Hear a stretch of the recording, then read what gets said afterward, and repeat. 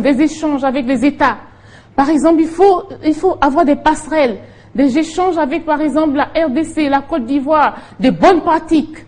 Parce que chaque pays a des bonnes pratiques.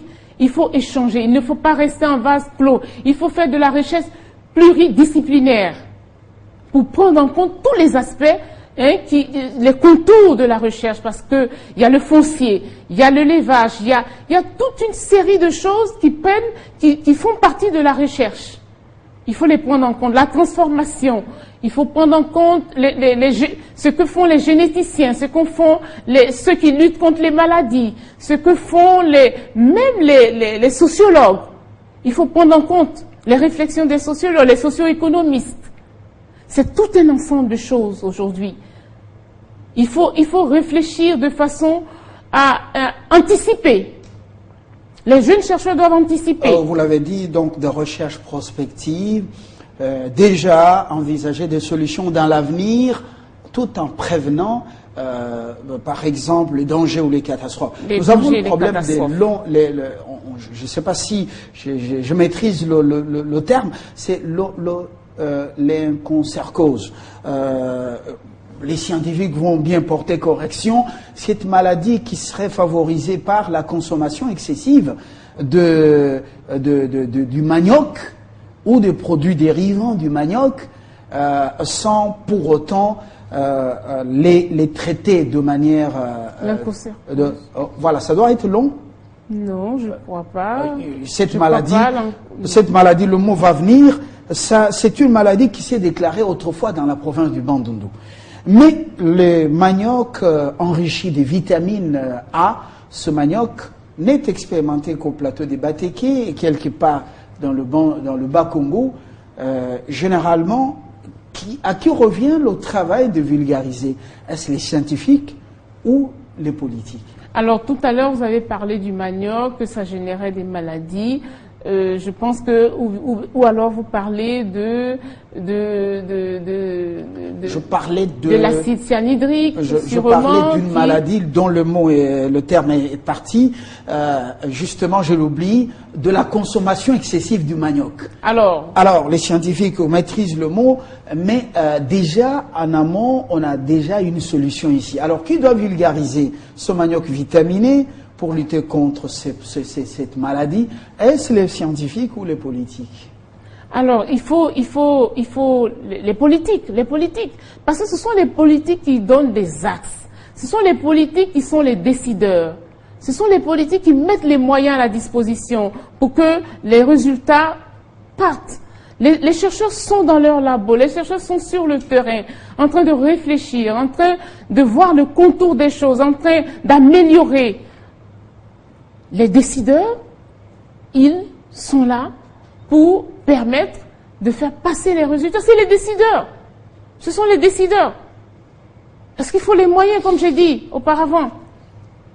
Sécurité alimentaire, beaucoup de choses à faire. On a des terres arables étendues, très fertiles. Et comme un enfant assis sur une mine d'or en train de pleurer, la science, elle, ne suffit pas.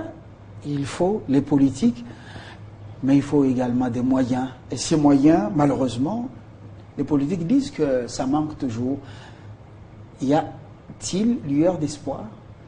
Je pense qu'il y a lueur d'espoir parce que les politiques comprennent aujourd'hui qu'ils ont la charge de nourrir leur population, de donner de la nourriture en quantité, en qualité, d'avoir accès à cette nourriture-là et d'avoir une stabilité pour l'approvisionnement. L'expérience en Côte d'Ivoire, si vous pouvez la partager avec nous en quelques minutes?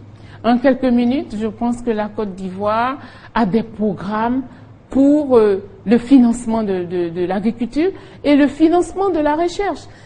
C'est vrai qu'on change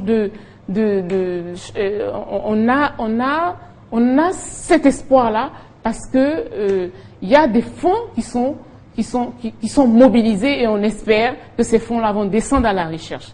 Parce qu'on mobilise des fonds pour l'agriculture, mais il faut mobiliser ces fonds pour l'agriculture qui descendent au niveau de la recherche. Il y a des fonds de financement de la recherche.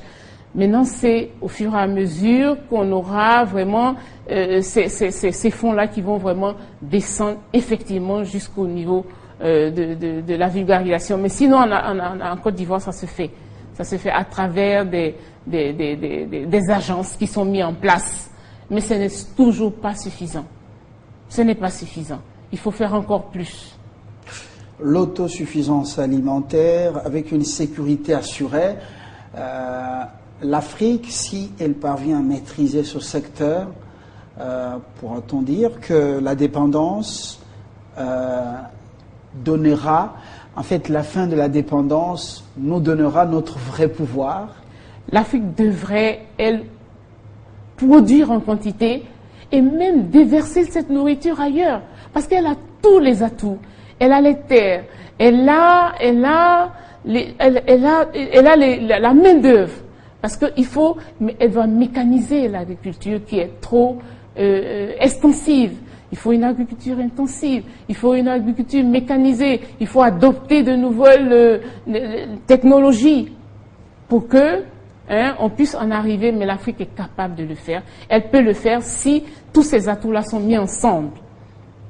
Pour que la croissance au niveau de la production agricole soit suffisante et qu'elle puisse servir même à l'exportation, à nourrir d'autres continents.